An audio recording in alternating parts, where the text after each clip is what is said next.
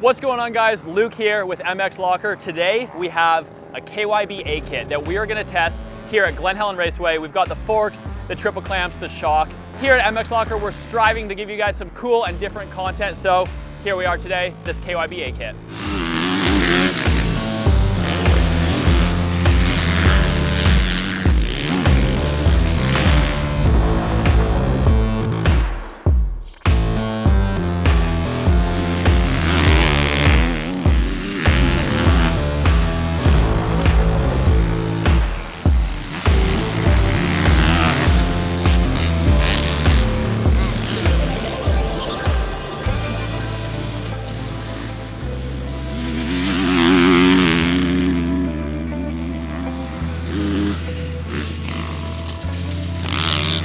I am pretty amazed. I feel like I've kind of recently rode everything that you could ride for a KTM setup. So I've tried a KYB drop-in, I've tried a 6500 kit from WP, of course a lot of different air forks and some cone valves.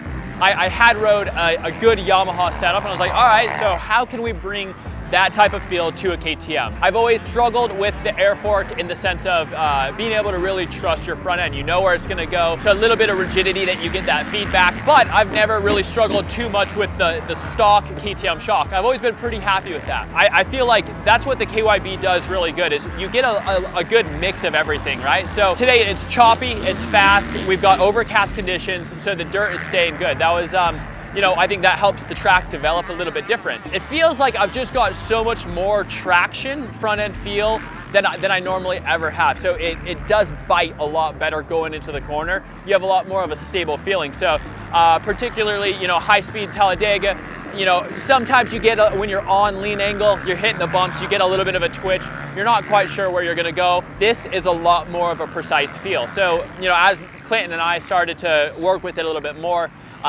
it was obviously a little stiff as we started out this morning because it is new. But as it breaks in, you know, we sped it up a little bit, ended up softening it a little and then going the other way. So as it develops, it broke in really nicely. And compared to the air fork, that walks on me a lot, right? So this, it bites, it corners really well. It almost seems like it mimics what my body does. So if I'm leaning and I'm looking forward, it's gonna pull through, where sometimes I'm not quite sure which way an air fork is gonna go on me.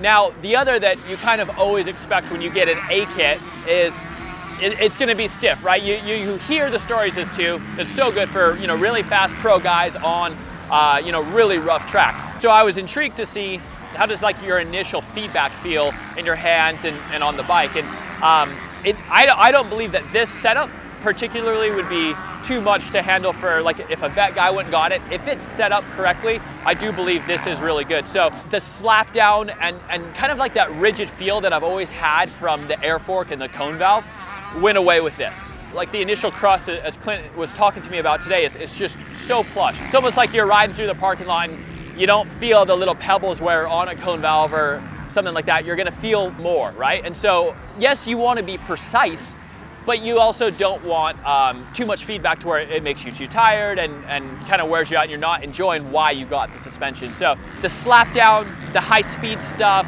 that's where this is good. But you also then, the big stuff, right? So when I kind of jump off the top of the hill, land hard, go into the bumps hard, I don't blow through it. So I've kind of always had one side of the spectrum, right? Either a good initial with a good crust that's comfortable, or you know, the other side where it's really stiff, right? So you're like, yes, I can have the holdup of the big stuff, but the initial, you know, it goes through. So with this, comfortable up top, but it still has the holdup. So I think like that sentence in particular is something that people always look for, right?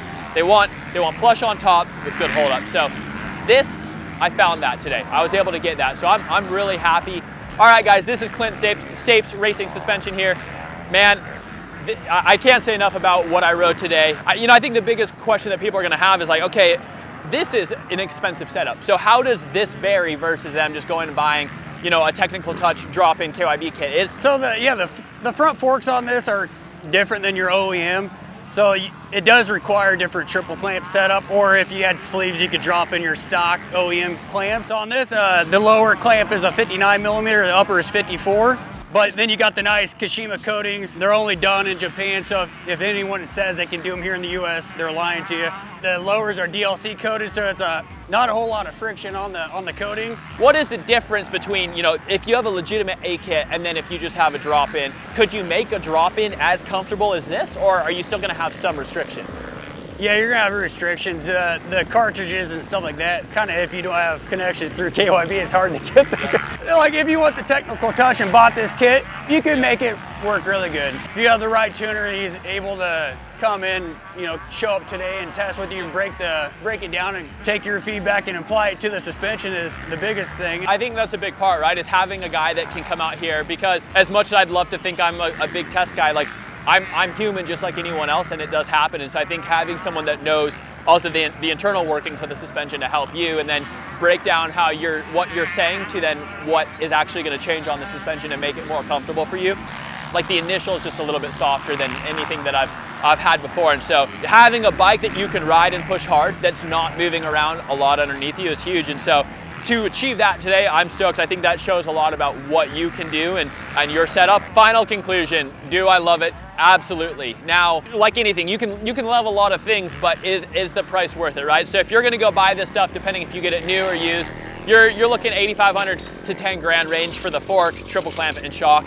Nearly an equivalent of another bike on your bike here. You know, financially, I still do think it's worth it, because this is an investment that then you can take with you as you continue to get newer generations of bikes. Like we see on the MX Locker app, this stuff does hold its value really well. All day long, we're seeing this stuff sell for nearly retail price. So if you're looking to find a used set, make sure to check the app, check the website on MX Locker. And I do think it's worth it though. I think that this is something that a lot more people should try if you can afford it. It is really comfortable. It made you feel safer, you feel more comfortable.